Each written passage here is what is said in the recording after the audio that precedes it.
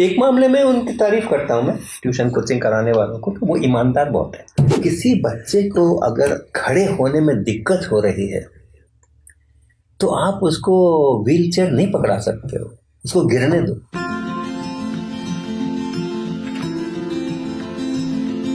Sir दूसरी बात, अगर सिस्टम की करें, जो भी नया रूल आ रहा है कि 16 साल से कम उम्र के बच्चों का दाखिला ना लिया जाए कोचिंग्स में, तो ये क्या सॉल्यूशन है इस चीज़ का? इम्प्लीमेंट होगा क्या? पहली बात तो इम्प्लीमेंट होगा क्या?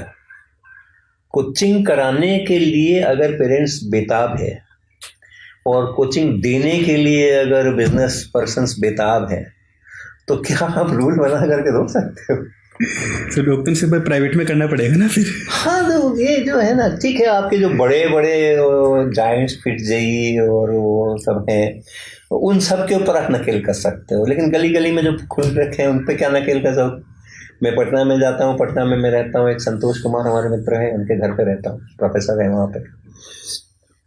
तो सड़क के एक पार उनका घर है, उसके दूसरे पार जो घर है उसका जो बाउंड्री वॉल है उसके ऊपर एडवर्टीजमेंट है, coaching classes, nursery to class 5, इतने बजे से इतने बजे तक, सीबीएसई पैटर्न पर आधारित। अब बताओ, वो घर घर के अंदर में लोग खोल रहे हैं और चल रहा है उनका, तो कानून क्या कर लेगा? और पेरेंट्स को ये समझना चाहिए कि किसी बच्चे को अगर खड़े होने में दिक्कत हो रही है तो आप उसको व्हील चेयर नहीं पकड़ा सकते हो, उसको गिरने दो। गिरता ही, हर बच्चा गिरता है।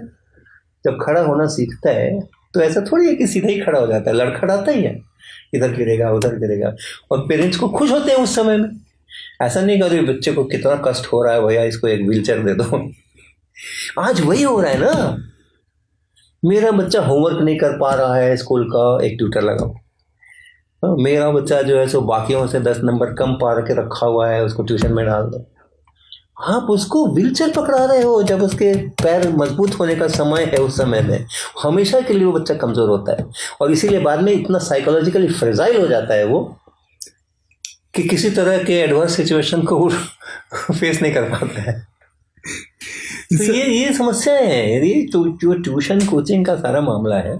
एक मामले में उनकी तारीफ करता हूं मैं, ट्यूशन कोचिंग कराने वालों को, तो वो ईमानदार बहुत है।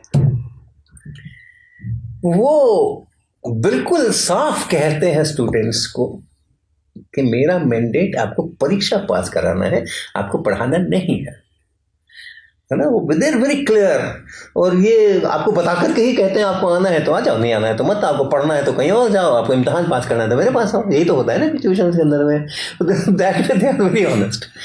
लेकिन अगर इम्तिहान पास कर गए और लर्निंग नहीं, सीखा नहीं, पढ़ा नहीं, इम्तिहान पास कर गए, विभिन्न प्रकार की जो उनकी तकनीक्स होती हैं इम्तिहान पास करने और कराने की, sort of illegal ways, sort of illegal ways, रट लो, याद कर लो, 1000 सवाल बना लो, कोई ना कोई तो मैच कर ही जाएगा, पैटर्न्स रटवा दिए, दीज आर इलीगल मेथड्स। तो ऐसा करके उन्होंने अगर बिना सब्जेक्ट को समझाए हुए, बिना सब्जेक्ट के डेप्थ में गए हुए, बिना उसकी क्षमता को बढ़ाए हुए, मस्तिष्क की क्षमता को बढ़ाए हुए अगर इम्तिहान में पास करा दिया, ऐसे ही बच्चे बड़े इंस्टीट्यूशन में जा करके ज़्यादा कष्ट पाते हैं।